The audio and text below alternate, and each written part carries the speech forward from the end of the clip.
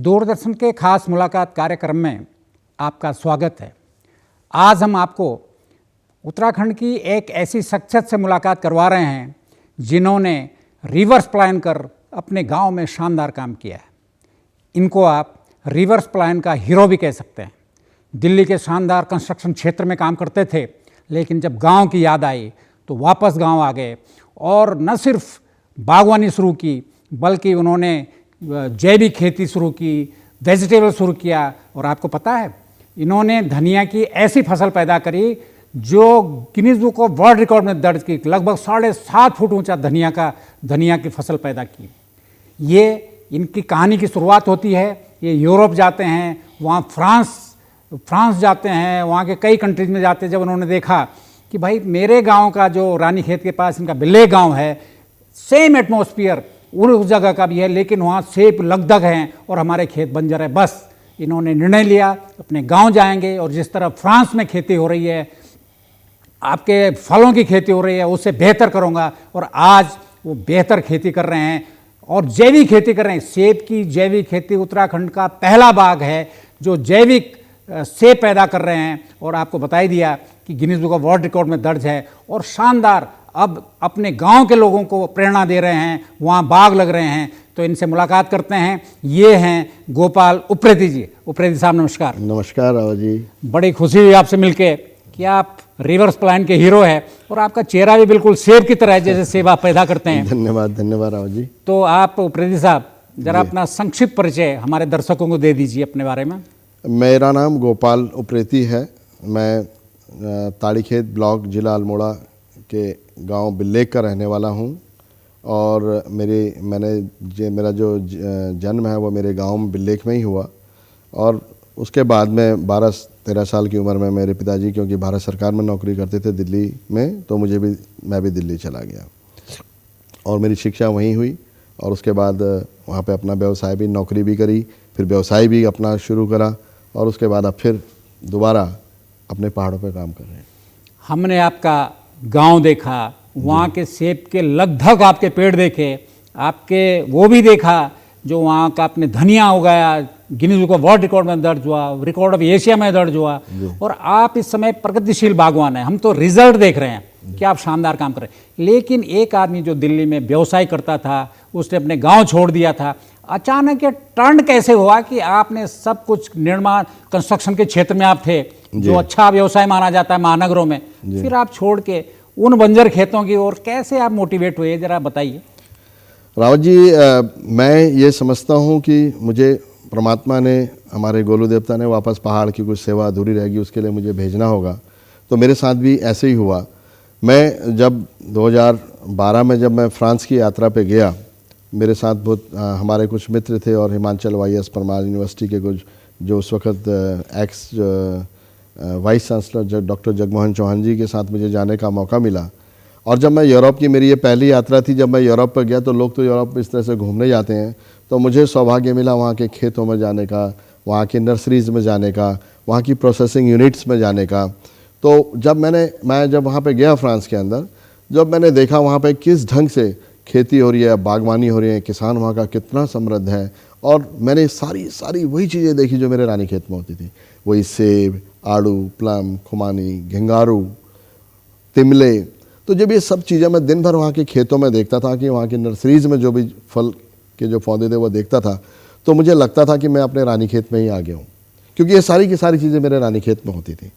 फिर मैं जब रात को सोता था तो मेरे तरह मन में बहुत सारे प्रश्न उठते थे कि हम क्यों प्लान कर गए, क्यों हमने खेती छोड़ दी, और क्या आज हमारा एक माइंडसेट, हमारे जो बड़े जो गांव में रह रहे हैं वो क्या बातें करते हैं। जैसे जनरल आपको पता होगा कि सब ये बोलते हैं एक तो क्लाइमेट बहुत चेंज हो गया। क्योंकि मेरे यहाँ पहले सेब होता था, बर्फ़बारी होती थी, मानता हूँ कि थोड़ी बहुत कम हो गई है। तो हमारे यहाँ लोग बोलते हैं कि अब क्लाइमेट चेंज हो गया, बर्फ़बारी नहीं होती, इसलिए सेब का उत्पादन नहीं हो सकता। तो मैंने जब वहाँ देखा, गूगल चेक किया, क्योंकि आपको पता टेक्नोलॉजी का ज़माना है, मैंने जब गूगल से चेक किया कि रानीखेत का टेम्परेचर क्या, तो रानीखेत का टेम्परेचर 20 डिग्री था, और जहाँ मैं रुका हुआ था फ्रांस में वहाँ पे 22 डिग्री था। तो मेरे मन में एक स्वतः ही उत्तर मिल गया कि क्लाइमेट का कोई इशू नहीं है, क्योंकि क्लाइमेट, अगर इस क्लाइमेट पे, क्योंकि टेम्परेचर सेम है, अगर ये टेम्परेट फ्रूट की अगर यहाँ बागवानी हो रही है तो मेरे यहाँ क्यों नहीं हो सकती। तो इसका मतलब जो हम कह रहे हैं क्लाइमेट चेंज हुआ है, मानते हैं क्लाइमेट चेंज हुआ है, लेकिन वो पूरे दुनिया में हुआ, अकेले कोई मेरे उत्तराखंड में नहीं हुआ। तो उसमें बहुत सारी वैरायटीज़ आ गई हैं, टेक्नोलॉजी चेंज हो गई। तो मुझे लगा कि क्लाइमेट चेंज कोई इतना बड़ा इशू नहीं है, अगर यहाँ हो रहा था वहाँ भी हो सकता है। तो इस तरह के बहुत सारे प्रश्न थे जो मेरे मन में उठे, भी हम क्यों पीछे हैं, ये क्यों आगे हैं, किस ढंग से वहाँ का किसान तकनीकी रूप से खेती को कर रहा है, बागवानी को कर रहा है, किस ढंग से वो मार्केट कर रहा है, किस ढंग से अपने फलों का, अपने जो उत्पाद हैं कृषि के, उनको प्रोसेस करके मार्केट में बेच रहा है, जिससे उसकी आमदनी बढ़ रही है। ये सब भगवान की कृपा से मुझे एक्सपोजर वहाँ पे देखने को रावत जी मिला। और जब मैं वहाँ से फ्रांस से आया था, एक संकल्प लेके आया कि मैं अपने गाँव में जाऊँगा, क्योंकि मेरे मन में था कि हम यूरोप जा रहे हैं। बड़ा अच्छा महसूस करते हैं जब हम कोई भी आदमी यूरोप विदेश यात्रा। जब मुझे लगा कि विदेश जैसा वातावरण, विदेश जैसी वनस्पति मेरे रानीखेत में है, तो मुझे यहाँ आने की क्या ज़रूरत है, मैं क्यों ना विदेश की तरह फिर से अपने क्षेत्र में वो काम करूँ कि फ्रांस के लोग आके यहाँ पे आएँ, कुछ अद्भुत यहाँ पे काम अलग से हट के भी थोड़ा, क्योंकि वहाँ जो सीखा और कुछ अपना पारंपरिक जो हमारा पारंपरिक जो ज्ञान है उसको अगर हम मिला दें तो हम एक बेहतर यहाँ पे रानीखेत में काम कर सकते हैं। इसी संकल्प के साथ जब मैं फ्रांस से आया तो मैंने संकल्प लिया कि मैं अपने गाँव जाऊँगा और फिर से वहाँ पर खेती करूँगा। देखिए, संकल्प ले लेता आदमी, स्टडी भी कर लेता है, लेकिन जब ग्राउंड पे जाता है तो बंजर खेत हैं, वहाँ झाड़ उगे हुए हैं, आप दिल्ली में व्यवसाय करते हैं। जब आपने निर्णय लिया तो रिएक्शन क्या था, परिवार का रिएक्शन, लोगों का रिएक्शन? उनने कहा एक व्यवसायी आदमी जो दिल्ली में शानदार काम कर रहा है, कहाँ पहाड़ में, वहाँ तो लोग 10,000 की नौकरी के लिए दिल्ली चले आते हैं और आप इतना लाखों का व्यवसाय छोड़कर वापस जा रहे हैं। क्या रिएक्शन था लोगों? देखिए, मेरे लिए एक बहुत बड़ा चैलेंज था ये, क्योंकि मैंने 2012 से वहाँ पे शुरुआत कर दिया था अपने गांव में। तो उस वक्त मेरे बच्चे भी पढ़ते थे, छोटे थे, और इस स्टेज पे इतना बड़ा निर्णय लेना कि अपने व्यापार को, व्यवसाय को कम करके और इस तरफ जाना बंजर खेतों की, क्योंकि आपको पता है समय नहीं देंगे, नहीं हो पाएंगे, बहुत बड़ा चैलेंज था। परिवार के लोग भी खुश नहीं थे उस वक्त, तो निश्चित रूप से तो वो एक मानसिक जो एक थी समस्या कि भाई प्रेशर जो था कि भाई कि घर वाले नाराज़ हो रहे हैं कि भाई ये टाइम है जब बच्चों की स्कूलिंग का, उसके जब आपको ज़्यादा पैसे की ज़रूरत है, आप अपनी पूरी एनर्जी को, अपने समय को अगर पहाड़ों की ओर ले जा रहे हैं तो ये कैसे होगा। और कोई मॉडल भी नहीं था, और कोई मॉडल भी नहीं था, सब ये बोलते थे कि भाई आप क्या कर रहे हो, आपका दिमाग खराब हो गया है, कि सारे लोग तो पहाड़ से प्लान करके इधर को आ रहे हैं और आप वापस जा रहे हो, और आप कैसे करोगे। तो मेरे पास, क्योंकि पहाड़ों में जोत बिखरी हुई है, एक खेत यहाँ है, एक खेत वहाँ भी, चेकबंदी हमारे पहाड़ों में नहीं है, तो मैंने ये सोचा, क्योंकि मेरे मन में, क्योंकि मैं वहाँ से जब देख करके आया था यूरोप की यात्रा से, तो बहुत क्लियर था कि मुझे एक मॉडल खड़ा करना है, और ये मॉडल इस ढंग से खड़ा करना है कि जितने भी भ्रम फैलाए जा रहे हैं, ये नहीं हो सकता, वो नहीं हो सकता, वो सब मुझे तोड़ने थे। तो इसके लिए मैंने तलाश करी कि आसपास कोई ज़मीन कोई बेच रहा हो। तो मेरे को ऊपर वाले की कृपा से एक मेरे बगल के गांव, मसूली एक गांव है मेरे बिल्ले गांव के, वहाँ पे कुछ लोग, क्योंकि 50-60 साल से वो बंजर ज़मीन पड़ी हुई थी, वो लोगों का गांव नीचे भगवान करके गांव, वो लोग वहाँ चले गए थे। तो वो ज़मीन उनकी, वो खेती नहीं करते थे, वहाँ पे एक जंगल ऐसा बन गया था कि दिन दहाड़े गाय चरने जाती थी तो वहाँ पे बाघ गाय को मार देता था, अकेले वहाँ जाने में भी डरते थे। तो जब मैं वहाँ गया तो मैंने, वो बिक रही थी तो मैंने वो ज़मीन को ले लिया, तो अपनी जो पूंजी है उधर इन्वेस्ट कर दी सारी की सारी। तो उससे मेरे घर में और ज़्यादा एक प्रेशर आया, भाई आप ये क्या कर रहे हो। तो लेकिन मैं रुका नहीं, मैं समझाता गया कि किस ढंग से आप चिंता मत करो, एक दिन बहुत अच्छा आएगा, जो मैं काम कर रहा हूँ बहुत अच्छा कर रहा हूँ। क्योंकि घर में भी मेरे खुद माता पिता मेरे इस निर्णय से बहुत नाराज़ थे, मेरी पत्नी भी बहुत नाराज़ थी। तो एक बार मैं तो अपनी पत्नी को उनको मैंने कहा आप चलिए, पहले का इनका पहले, क्योंकि घर की जो पत्नी है पहले उसको अगर वो ठीक हो जाए तो आपकी एनर्जी बढ़ती है, क्योंकि वो एक बहुत बड़ा, क्योंकि आप अपनी पत्नी के सहयोग के बगैर कोई भी बड़ा काम नहीं कर सकते, ऐसा मेरा मानना है। तो मैंने कहा अब आगे काम में उनको फिर हिमाचल की यात्रा में ले गया, ये बहुत बड़ा, हिमाचल में जब ले गया तो वहाँ पे मैंने उनको जुब्बल वगैरह में ले गया, तो मैंने उनको देखा, उनको बोला कि आप ज़रा, जो यहाँ पे कुछ नौजवान हैं इनसे आप ज़रा वार्तालाप करिए, इनके बाग देखिए। तो उन्होंने उन बच्चों से बातचीत करी, 20-25 साल के बच्चे थे। तो एक दो बच्चे ऐसे थे, वो बड़ी बड़ी गाड़ियों में आ रहे थे, तो वो बोल रहे थे लगता है कोई बहुत बड़ा बिजनेस करता है। मैंने कहा पूछिए तो सही क्या बिजनेस करते हैं ये लोग। तो जब उन्होंने उनसे पूछा तो उन्होंने कहा भाई हम तो, कोई कह रहा मैं इंग्लैंड से MBA करके आ रहा हूँ। तो उन्होंने कहा भाई इंग्लैंड से MBA करने के बाद आप यहाँ क्या कर रहे हैं। बोला हम यहाँ सेब की बागवानी करेंगे। बोला इतने कमा लोगे। बोला वो हमें क्या देंगे, अगर मैं MBA करने के बाद मुझे क्या मिलेंगे, 50-60 लाख रुपये मिलेंगे। हमारी ये तीसरी या चौथी पीढ़ी है जो इस सेब की बागवानी में काम कर रहे हैं। हम 2 से 3 करोड़ रुपए कमाते हैं, तो हम क्यों नौकरी करेंगे। तो जब उसने वहाँ पूरा एटमॉस्फेयर देखा, वहाँ सारे बच्चे पढ़े लिखे और जो कैरियर की बागवानी को कैसे कैरियर बना करके वो बहुत समृद्ध बने हुए थे। और उन्हीं दिनों बल्कि तो जब उन्हें हमारे उस वक्त के जो प्रधानमंत्री हैं वो उनका एक स्टेटमेंट भी आया था मनमोहन सिंह जी का कि पैसे पेड़ पर नहीं लगते। तो वो ये जो प्रधानमंत्री का उस वक्त बयान था बड़ी चर्चाओं में भी था उस दौरान। तो जब मैं अपनी पत्नी को ले गया तो वो लड़कों ने खुद ही बोला कि हमारे प्रधानमंत्री कहते हैं पेड़ पे पैसे नहीं लगते, हम तो प्रधानमंत्री जी को बोलते हैं आप हिमाचल आ जाइए, यहाँ तो पैसे ही पेड़ पे लगते हैं। तो इस तरह का जब उनको वातावरण देखने को मिला तो उनको लगा कि हाँ मैं सही दिशा में काम कर रहा हूँ जिससे भविष्य सुरक्षित है। ऐसा ही नहीं है कि जो ये भ्रम फैलाया जा रहा है हमारे पहाड़ में, खास तो उत्तराखंड के अंदर, वो गलत है। तो तब से मेरी पत्नी ने मेरे को बहुत ज़्यादा सहयोग किया, साथ देना शुरू किया, और बल्कि मेरा हाथ भी आज की डेट में बहुत बटाती है हर काम में। आप मोटिवेट हुए फ्रांस से, पत्नी को आपने मोटिवेट कराया हिमाचल से। जी जी जी। फिर आप पहली बार आप ऑर्गेनिक खेती कर रहे हैं, जैविक, जबकि सेब का ये माना जाता है कि एक बिना केमिकल के हो ही नहीं सकता। लेकिन आपने ये चमत्कार कैसे किया, क्योंकि लोग इस समय ऑर्गेनिक के क्षेत्र में जा रहे हैं, जो कस्टमर है वो भी ऑर्गेनिक चीज़ें खाना चाहता है, बड़ा सा बड़ा। क्या है ये इसमें आप? देखिए राव जी, मैंने जब ये सेब की खेती का निर्णय लिया बाहर से जाने के बाद, क्योंकि मैं एक बार फ्रांस गया, उसके बाद फिर मैं नीदरलैंड भी गया सेब की हाई डेंसिटी के ऊपर अध्ययन करने के लिए, नीदरलैंड भी गया।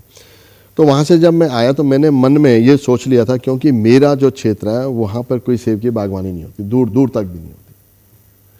तो पूरा अध्ययन करने के बाद देश और विदेश का, क्योंकि मेरे यहाँ एक एनवायरनमेंट नहीं है। आप जैसे जानते हैं हिमाचल में जाएंगे अगर सेब की बागवानी, सारे सेब के बगीचे हैं, पॉलिनेशन की दिक्कत नहीं है। आपके बगीचे में कम है, मेरे बगीचे में ज़्यादा पॉलिनेटर हैं, तो आपको पता है कीट पतंग हवा के द्वारा वो आपकी पूर्ति हो, क्योंकि वहाँ एक वातावरण बना हुआ। मेरे क्षेत्र में कोई ऐसा सेब उगाने का कोई वातावरण नहीं था।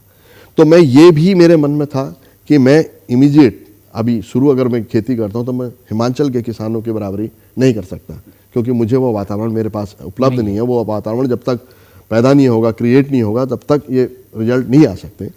तो लेकिन मेरे मन में ये था कि मैं कैसे हिमाचल के किसानों की बराबरी करूं या उनसे आगे बढ़ूं।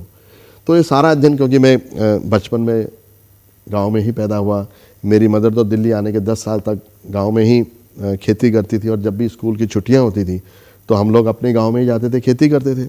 और मेरी माँ ने, हमने बचपन से देखा कि कभी भी रसायनों का प्रयोग नहीं किया अपनी कृषि के अंदर। आपने तो मेरे मन में वही था कि मैं जैविक खेती, बहुत बढ़िया, जैविक सेब का उत्पादन करूंगा, क्योंकि मेरे मन में, देखिए मैं इसको एज ए बहुत बड़ा, मैंने कहा ना कि मैं अगर दिल्ली से इस हॉर्टिकल्चर के क्षेत्र में शिफ्ट हुआ तो मुझे कमर्शियल फार्मिंग करनी थी, और कमर्शियल फार्मिंग सारी दिखाने के लिए नहीं, कमाने के लिए भी करनी थी।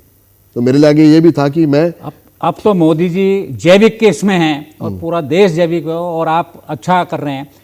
अचानक आपने सेब की बहुत बढ़िया फार्मिंग कर रहे हैं और अचानक आपने वेजिटेबल पैदा शुरू कर दिया और धनिया इतना लंबा कर दिया, गिनीज वर्ल्ड रिकॉर्ड में दर्ज हो गया। ये चमत्कार कैसे किया आपने? देखिए, जब हमने शुरुआत में जब सेब की खेती करी तो पौधे छोटे थे, तो हमारे आगे था कि हमारी जो खाद पानी या थोड़े बहुत जो हमारे खर्चे हैं हमारे खेतों फार्म के, वो निकल जाएं। तो हमने बीच में इंटरक्रॉपिंग के रूप में सब्जी का उत्पादन किया।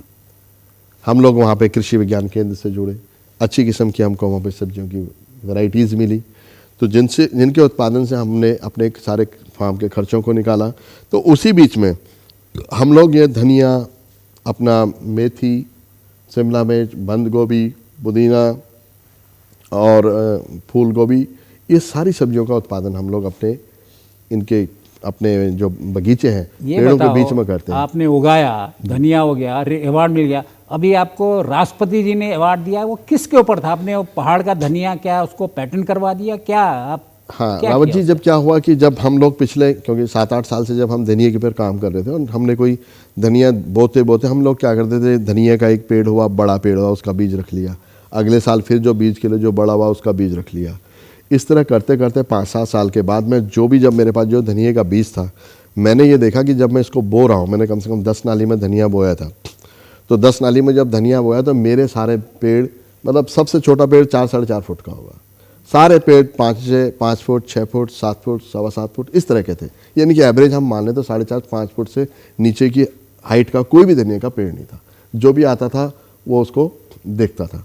तो इसी उसमें जब हमने ये जब धनिया की जब खेती करी तो हमें लगा कि कहीं ना कहीं, क्योंकि सेब के बीच में मैं इसको हमारे, क्योंकि मैं एक जैविक किसान हूँ। अब मैंने सवाल ये उठता कि आपने कहा धनिया ही क्यों बोया, ये भी धनिया भी इसलिए बोया क्योंकि कीट प्रबंधन का एक बहुत बड़ा काम करता है जैविक में। आपको पता, क्योंकि अगर जब आप जैविक में बात करते हैं, कीट प्रबंधन एक बहुत बड़ा चैलेंज है। तो चाहे हम गेंदे के फूल हैं या हम धनिए हैं या मैं केल की भी खेती करता हूँ, ताकि वो जो कीट हैं उसकी तरफ अट्रैक्ट होते हैं, हमारे सेब को नुकसान नहीं पहुँचाते। ये भी एक रीजन था। तो धनिया उगाना मेरी एक मजबूरी भी थी जैविक किसान होने के नाते, तो इसलिए हमने उगाया। जब देखा, क्योंकि बहुत सारे, क्योंकि ऐसी जगह पे मैंने वो धनिया उगाया कि वहाँ पे पॉलिनेशंस हुए, जिसकी वजह से वो वैरायटी थोड़ी बड़ी हो गई, वाइल्ड हो गई। उसका फायदा सेब को भी हुआ और प्रोडक्शन भी बढ़ा, जमीन भी, क्योंकि जैविक था, जमीन को उर्वरा शक्ति भी तो मेंटेन। जब वो देखा कि वो धनिया के सारे पेड़, एक पेड़ नहीं, सारे ही उस बीज के पौधे बहुत बड़े बड़े हो रहे हैं, तो वो गिनीज बुक में तो वो धनिए का जो पेड़ वो दर्ज हुआ ही हुआ। पहले 7 फुट 1 इंच था जो गिनीज बुक में हुआ, फिर 7 फुट 6 इंच हुआ। दोबारा जो हाईएस्ट पौधा था वो एशिया बुक ऑफ रिकॉर्ड में दर्ज हुआ उसका नाम। तो जब ये हुआ तो हमें लगा कि ये वाकई ये वैरायटी देश के किसानों के काम आ सकती है, क्यों न इस बीज के संवर्धन के लिए काम किया जाए। तो उसके लिए मैंने भारत सरकार में, जब आप कोई ऐसा अपने बीजों का संवर्धन करते हैं या कोई वैरायटी बनाते हैं, तो फार्मर के पेटेंट के लिए, रजिस्ट्रेशन के लिए भारत सरकार में PPBFRA, plant protection variety farmer right act, एक संस्था है जो ट्रायल के बाद आपको आपका रजिस्ट्रेशन करती है। तो वहाँ पे मैंने अपने बीज को ट्रायल के लिए दिया। तो भारत सरकार में 2-3 साल के ट्रायल के बाद, और उन्होंने पाया कि जो कैरेक्टर इस धनिए के हैं वो वाकई वो और किसी धनिए में नहीं है। चाहे वो उत्पाद, क्योंकि मेरे धनिए का अगर किसी में 20 ग्राम, एक धनिए के पेड़ में 20 से 50 ग्राम दाने निकलते हैं, हमारे में 150-200, बड़े से बड़े में जिसको गिनीज बुक में आया था उसमें तो 400 ग्राम धनिए का बीज निकला था। ये अपने आप में एक बहुत बड़ा रिकॉर्ड। ये धनिया मूल रूप से पहाड़ का ही है? ये पहाड़ का ही है, क्योंकि सेब के बीच में हुआ है हमारा, और हम लोगों ने इसको डेवलप किया क्रॉस पॉलिनेशन कर करके, इसलिए ब्रीड इतनी ज़्यादा वैरायटी जो है डेवलप हुई है। इसी पे राष्ट्रपति महोदया ने आपको, हाँ, जब ये रजिस्ट्रेशन हुआ, और जब रजिस्ट्रेशन हो करके, क्योंकि 12 सितंबर 2023 को पहली बार इंडिया के अंदर फार्मर राइट्स के ऊपर एक ग्लोबल सिंपोजियम हुआ, जिसमें 150 देशों ने प्रतिभाग करना था। उसमें पूरे देश के बहुत अच्छे किसान और वैज्ञानिक, पूरे विश्व के लोग वहाँ पे आए हुए थे। तो उस वक्त भारत में भी जो कृषि मंत्रालय भारत सरकार था, तो उन्होंने उन लोगों को भी सम्मानित किया जिन लोगों ने नई वैरायटी को आविष्कार किया या नई वैरायटी जिन्होंने डेवलप करी है। तो उसमें जब ये पूरा लिस्ट आई तो उसमें मेरा भी सिलेक्शन हुआ, मुझे बड़ी खुशी हुई। तो महामहिम राष्ट्रपति जी के द्वारा आपको बहुत बहुत बधाई हो। Thank you very much. आप एक पीढ़ी है, आपके बच्चे बहुत अच्छे इंस्टीट्यूट्स में पढ़ रहे होंगे, उनका इसमें क्या रिएक्शन होता है, क्योंकि दूसरी पीढ़ी क्या रिएक्ट करती है इस डेवलपमेंट के ऊपर, इसको हम जरा जानना चाहते हैं। ये आपने बहुत अच्छा सवाल किया, क्योंकि आज के देखें हमारी जो पीढ़ियां हैं, नौजवान जो हैं, कोई भी खेती की ओर नहीं जाना चाहता। कोई अपने घर को, महानगरों में कोई बच्चे रह रहे हो, अपने गांव में नहीं रहना चाहते। तो यही स्थिति मेरे साथ भी थी। हमारे बच्चे सब दिल्ली में पढ़े हुए थे, वो गाँव ही नहीं आना चाहते थे। लेकिन जब हमने गाँव में उनको एटमॉस्फेयर दिया, और पहले तो बड़े मुश्किल से ना नुकर करके आए, जब आए उन्होंने देखा। और आज स्थिति यह है कि अगर मैं कहूँ कि जब भी उनको छुट्टी मिलती है वो सीधे घर आते हैं, गाँव बोलते नहीं छुट्टियाँ गाँव में बितानी है, और मेरे साथ खेतों में काम करना है। चाहे वो हार्वेस्टिंग का समय हो, प्रूनिंग हो। अपने मेरे बेटे को भी DO में करा, मैंने उसको पहले ही बोल दिया। वो कह रहा है जी पापा जी इस बार प्रूनिंग टोटल में आऊँगा आपके साथ। तो उसने पहले ही अपना समय बुक करा दिया वहाँ प्रूनिंग के लिए। तो जब बच्चे जब देखते हैं, और ये तो एक दुनिया का, देखिए हम महानगरों की ओर क्यों आकर्षित होते हैं, क्योंकि महानगरों में हमें अच्छा रहन सहन है, अच्छी सुविधाएं, इसीलिए तो हम महानगरों में हैं। अगर हमें अच्छा रोजगार, अच्छी सुविधाएं, सब कुछ गांव में हम उपलब्ध करा दें, तो बच्चे, एक बात बताओ, वहाँ पोल्यूशन में क्यों रुकेंगे? बच्चे स्वयं कहेंगे हमें गाँव ले जाओ। तो वही हुआ कि हमने जब उनको देखा कि गाँव में आकर के अब जो रोजगार हमारे पिताजी कर रहे हैं, ये जो उनको दिख रहा सामने, देखिए किसी भी नौजवान को, आज का नौजवान, हम 21वीं शताब्दी में जहाँ पे पूरे हमारे, अब चांद पे भी हम लोग चले गए हैं, वहाँ पे पहले ही चले गए थे, अब तो दूसरे उस पर चंद्रयान 3 उसमें साउथ पोल पे चला गया। तो ये बच्चे पूरे दुनिया को देख रहे हैं, इनको समझाने की कोई ज़रूरत नहीं है, हमसे ज़्यादा अनुभवी हैं। ये हमारी बात को बिल्कुल नहीं मानेंगे। ये हमारी बात को कब मानेंगे? जो हम काम कर रहे हैं, अगर उनको लगेगा कि ये प्रॉफिटेबल रिजल्ट क्या है, इसका रिजल्ट क्या है, तो अपने आप बच्चे उस ओर आकर्षित होंगे। तो आज मैंने देखा, बल्कि मेरा बेटा इकोनॉमिक्स ऑनर्स कर रहा दिल्ली यूनिवर्सिटी से, फाइनल है, तो वो खुद कहता है मैं आगे जाके खुद बागवानी और कृषि करूँगा। वो इसके इकोनॉमिक्स को समझ गया और हो सकता है आने वाली पीढ़ी उससे बेहतर हमसे बेहतर करे। बेहतर। ये बताइए, इस समय पलायन इतना हो रहा है कि 5,000 10,000 के लड़के एमए की डिग्री लेके जा रहे हैं। कितना पोटेंशियल आप मानते हैं उत्तराखंड में बागवानी का, और इसमें क्या सरकारों को या आप जैसे लोगों को क्या करना चाहिए? अब देखिए, जो आपने पहला किया कि भाई नौकरी पलायन जो कर रहे हैं, नौकरी जो हमारे 5 से 10,000 की नौकरी जो करते हैं, मैं तो हमेशा लोगों को ये बोलता हूँ कि अमीर अगर बनना है तो पहाड़ों में आइए। आपने 10-20 हज़ार की नौकरी करनी है तो आप महानगरों में जाइए। मैं तो हमेशा लोगों को ये बोलता हूँ। तो आपने बोला जो हम 10 और 20 हज़ार 25-30 हज़ार की नौकरी के लिए जो हमारा नौजवान महानगरों में जा रहा है नौकरी करने के लिए, तो उसको मैं ये कहना चाहता हूँ कि पहाड़ में खासतौर पर उद्यान के क्षेत्र में, हॉर्टिकल्चर के क्षेत्र में, कृषि के क्षेत्र में बहुत सारे अवसर हैं। हमारे इससे भी ज़्यादा वो पैसे यहाँ पे कमा सकते हैं। उनको पहाड़ की ओर आना चाहिए। और वो मैंने जैसे आपको बोला, वो हमारे कहने से नहीं आएंगे या आपके कहने से भी नहीं। रिजल्ट देखेंगे क्या जमीन। यदि मेरे जिले में, मेरे तहसील में, मेरे ब्लॉक में अगर 5-10 भी नौजवान, हम सब जगह यही बोलते हैं हमें ज़्यादा नहीं चाहिए, हमें 10 नौजवान चाहिए एक जिले में। अगर वो प्रोग्रेसिव किसान ऐसे रिजल्ट दिखाते हैं और वो आमदनी करते हैं, तो मैं समझता हूँ 10 के 100 होंगे, 100 के 1000 होंगे, 1000 के लाख होंगे। जो 10,000, 20,000, 30,000 की नौकरी के लिए जो नौजवान जा रहा है, उसको बोलने से रुक जा, पलायन आओ आओ गांव में करो, कोई आने वाला नहीं है। आज आवश्यकता है ऐसे नौजवानों की जो अपने पहाड़ में काम करना चाहते हैं, जो उदाहरण प्रस्तुत कर रहे हैं। उनको आप मोटिवेट करिए, उनको आप आगे लाइए, जिसको देख करके और नौजवान आएंगे, स्वतः ही वो लोग नौकरी छोड़ देंगे। आपने जब मोदी जी का एक मिशन था और उस पर आप मीटिंग में गए, और मुझे लगता है कि पहला क्वारंटीन जो यूनिट है वो उत्तराखंड में लग रहा है। क्या है ये?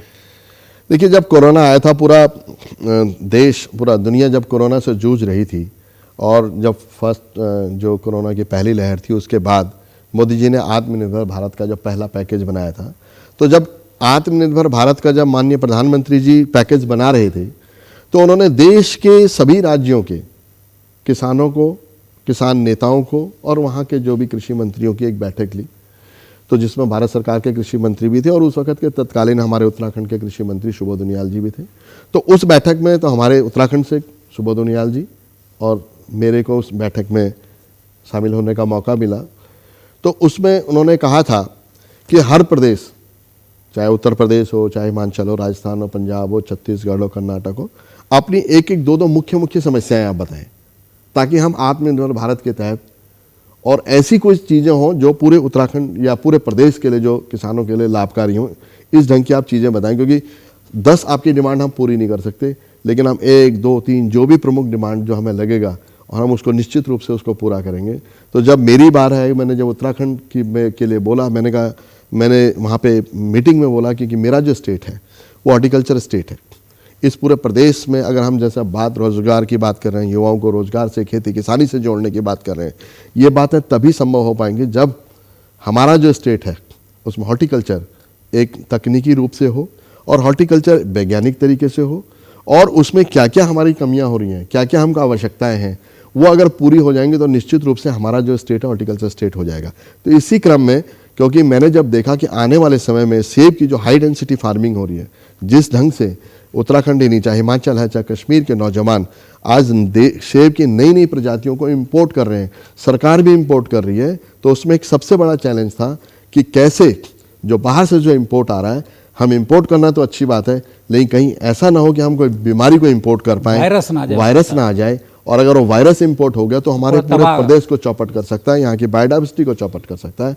क्योंकि देश विदेश में घूमा था, तो इस क्वारंटीन का क्या महत्व है, क्योंकि मैं 2016 से इस प्रदेश, उत्तराखंड प्रदेश के अंदर, और क्वारंटीन की लड़ाई को, तब तो लोगों को मुझे 10 मिनट क्वारंटीन क्या होता समझाने में लग जाता था। काफ़ी मैंने सरकार को भी चिट्ठियाँ लिखी, लेकिन वो ऐसा कोरोना का समय ऐसा आया कि जब वायरस की बात, कितना वायरस गंभीर हो सकता है, पूरे दुनिया ने इसको समझा। और जब मैंने उनको बोला कि मेरा हॉर्टिकल्चर स्टेट है, इस स्टेट के अंदर आने वाले समय में जिस ढंग से हमारी सरकार की नीतियाँ हैं, राज्य सरकार की जो इतनी अच्छी किसान कल्याणकारी नीतियाँ हैं, या हमारी केंद्र सरकार की जितनी किसानों के कल्याण में जो नीतियाँ चल रही हैं, तो उसके लिए इंपोर्ट आज जिस ढंग से कुछ प्राइवेट लोग कर रहे हैं, आने वाले समय में हमारी सरकार भी इंपोर्ट करेंगी, अन्य राज्यों में सरकार इंपोर्ट कर रही है। तो हमने उनको बोला कि माननीय प्रधानमंत्री जी, आप हमको एक virus indexing facility, quarantine facility Uttarakhand को दे दीजिए, जिसके लिए हम आपके बहुत ऋणी रहेंगे। लेकिन मुझे बड़ी आपको बताते हुए बड़ी खुशी हो रही है कि भारत की पहली क्वारंटीन फैसिलिटी 20 एकड़ में वो हमारे उत्तराखंड CITS मुक्तेश्वर में बन रही है, जो 2-3 महीने के अंदर वो तैयार हो जाएगी। ये प्रधानमंत्री जी ने सैंक्शन कराया। ये सैंक्शन हुआ आत्मनिर्भर भारत का कोरोना के बाद जब पहला पैकेज आया, और वो तैयार भी 2-3 महीने के अंदर वो फंक्शनल हो जाएगी। इसका मतलब जो विदेश से जितने भी प्लांट आएंगे वो सब वायरस फ्री हो जाएंगे जब हम क्वारंटाइन रहेंगे। बिल्कुल। और मैं ये समझता हूँ आपको बताते हुए, जहाँ तक मुझे लगता है, मुझे ऐसा जो मेरे को पता है कि जो जितनी हाईटेक वायरस जो क्वारंटीन फैसिलिटी यहाँ पे, वायरस इंडेक्सिंग फैसिलिटी हमारे मुक्तेश्वर में यहाँ बन रही है, वो भी शायद हिमाचल और कश्मीर में भी नहीं है, देश के किसी भी भाग में नहीं है। ये समझ लीजिए जब वायरस इंडेक्सिंग होगी, पूरे भारत के लोग, उत्तराखंड में भारत के किसान हमारे यहाँ आएंगे। तो ये इतनी बड़ी, तो जब इतनी बड़ी बड़ी चीज़ें यहाँ होने लग जाएंगी, इतने वैज्ञानिक तरीके से खेती होने लग जाएंगे, तो निश्चित रूप से हमारे जो नौजवान हैं, धीरे धीरे अभी तो माहौल क्रिएट हो रहा, माहौल बना रहे, तो धीरे मुझे उम्मीद है एक दिन हमारे जो नौजवान हैं वो निश्चित रूप से उत्तराखंड में आप जैसे लोग, कई लोग हैं जो इंडिविजुअल बहुत अच्छा काम कर रहे हैं। क्या इनका कोई ऐसा एम्ब्रेला नहीं बनना चाहिए जो गवर्नमेंट भी उसमें जुड़े और सजेस्ट करें? हम बाहर से कंपनियां लाते हैं, उनको बेसिक नॉलेज कुछ नहीं होता पहाड़ का, ऐसे कई कंपनियां थी। क्या आप जैसे लोग कोई ऐसा प्लेटफॉर्म अपना बना रहे हैं सरकार के साथ मिलके, ताकि पॉलिसी उस पर, टेक्नोलॉजी उस पर, जैसे आप जैविक कर रहे हैं, जैविक करें, बड़ी बात है। हिमाचल में भी नहीं है मुझे लगता है, ऐसा कश्मीर में भी नहीं है, बहुत कम है, रेयर है। तो ऐसा कोई बनना चाहिए क्या सजेशन आपका, क्या आप मानते हैं? देखिए, जो आपने बोला कि कुछ लोगों का एक जो, देखिए एक सबसे बड़ी बात तो है कि विकास कब होता है, जैसे बोलते हैं, आपने बोला ना, सीइंग इज बिलीविंग। जब हम देखते हैं तब हम उसको काम करते हैं उस पर। तो इसी ढंग से जब हम लोग प्रोग्रेसिव, जैसे हमने बोला हर जिले में 10 हमें नौजवान मिल जाएं, ऐसी जितने भी हमारे प्रदेश के अंदर नौजवान जो कृषि और बागवानी के रूप में काम कर रहे हैं, बहुत अच्छा जो काम कर रहे हैं, अगर उनका एक थिंक टैंक जिसको आप बोलते हैं वो बने, सरकार की जब पॉलिसी बने, क्योंकि आपको पता है एक अधिकारी, आज जो कृषि सचिव है, उससे पहले वो वित्त में रहा होता है, पहले खनन में रहा होता है, आबकारी में रहा होता है, स्पेशलाइज नहीं, और उसको ये पता आज वो कृषि में आ गया है, उसकी कोई गारंटी नहीं है कि वो कृषि में ही रहेगा। उसको पता है वो तो जल्दी कृषि में आने वाला, तो सोचता है जल्दी से मेरा ट्रांसफर हो, 4-6 महीने। तो इसलिए पॉलिसियाँ सही से नहीं बन पाती, एक जिसको हम फार्मर फ्रेंडली पॉलिसी, वो नहीं बन पाती। जब पॉलिसी ही किसानों के हित में नहीं होंगी तो उसके रिजल्ट भी धरातल पर ठीक नहीं आएंगे। तो इसलिए अगर किसी प्रदेश, क्योंकि अधिकारी तो आते रहेंगे जाते रहेंगे, इस विभाग से उस विभाग में तबादले उनके होते रहेंगे, लेकिन अगर ऐसा प्रोग्रेसिव फार्मर का या विशेषज्ञों का और साइंटिस्टों का, नॉट ओनली फार्मर, उसमें हम कह रहे हैं हमारे प्रदेश की अच्छी यूनिवर्सिटी के 1-2 साइंटिस्ट भी हों, क्योंकि तकनीकी ज्ञान जो है वो साइंटिस्ट देगा। किसान साइंटिस्ट का जो एक समन्वय जो है, एक समिति, एडवाइजरी, एक कमेटी बना करके, और अगर सरकार ये कहती है, दुनिया भर के स्पेशलिस्ट हैं, उनको भी इनवाइट करें उसमें। बिल्कुल, निश्चित रूप से होगा। हम तो कह रहे हैं कि भाई जब एक हमारी पॉलिसी बन जाएगी और एक कमेटी बन जाएगी कि वो किसान वहाँ पे बैठे और वहाँ पे हमारे अधिकारीगण बैठे, उसकी जो पॉलिसी जो बनेगी, उसके बाद मैं समझता हूँ वो एक सही पॉलिसी बनेगी और वो पॉलिसी धरातल पर सही काम करेगी। उसमें कभी आपकी पॉलिसी फेल नहीं हो सकती। अभी नई शिक्षा नीति जो है मोदी जी की, उसमें एक जो स्किल डेवलपमेंट का वो मेन चैप्टर है जी। क्या आप, अभी हम जब सर्टिफिकेट हाथ में होता है लड़के के, वो सड़क में आता है, उसको 10,000 रुपये कोई देने को तैयार नहीं, स्किल नहीं है। जी जी। क्या हमारे स्कूलों में जो पहले होता था, कृषि और बागवानी कंपलसरी सब्जेक्ट के रूप में होना चाहिए, और जो लोकल आप जैसे बागवान हैं उनको स्कूलों से, कॉलेजेस से जोड़ा जाए, ताकि आप उनको वहाँ उनको ट्रेनिंग दे सकें, अपने बगीचे दिखा सकें। क्या ऐसा कोई मॉडल होना चाहिए, क्या मानते हैं? मैं तो कहता हूँ बिल्कुल होना चाहिए। रावत जी, मुझे याद आ रहा है कि जब मैं बचपन में था, अपने प्राइमरी स्कूल अपने गाँव में पढ़ता था, मैंने 5वीं तक की शिक्षा अपने गाँव में ली। कृषि तो एक सब्जेक्ट होता, हम क्यारियाँ बोलते थे उसको, और उसमें हम लोग अपनी जो लोकल जो सब्जियाँ होती हैं वो बोते थे। तो यानी कि हम हर टीचर भी वहीं रहता था, टीचर की सब्जी, और उसी हिसाब से मार्क्स दिए जाते थे। तो कहने का मतलब है कि हर बच्चे को हम खेती से जोड़ रहे थे। और अब तो कोरोना जब से आया, कोरोना ने ये बात सिद्ध कर दी, कोई अगर व्यापार चला तो कृषि चली। तो अब तो सरकार को कम से कम हर क्लास में, स्कूल में, और आने वाला दशक मोदी जी कह रहे हैं कि उत्तराखंड का है, और उम्मीद करते हैं कि आप जैसे जो होनहार हैं, इस प्रेरणा के स्रोत हैं, ये लोग निश्चित उत्तराखंड को आगे बढ़ाएंगे। और धामी जी जैसे जो युवा हैं ये भी आपके लोगों के साथ जुड़ेंगे और उम्मीद करते हैं कि उत्तराखंड एक बागवानी प्रदेश होगा, हॉर्टिकल्चर प्रदेश होगा और आगे बढ़ेगा। इन्हीं शब्दों के साथ आज बहुत बहुत धन्यवाद। अगली बार किसी और शख्स से आपकी मुलाकात करवाएंगे। धन्यवाद।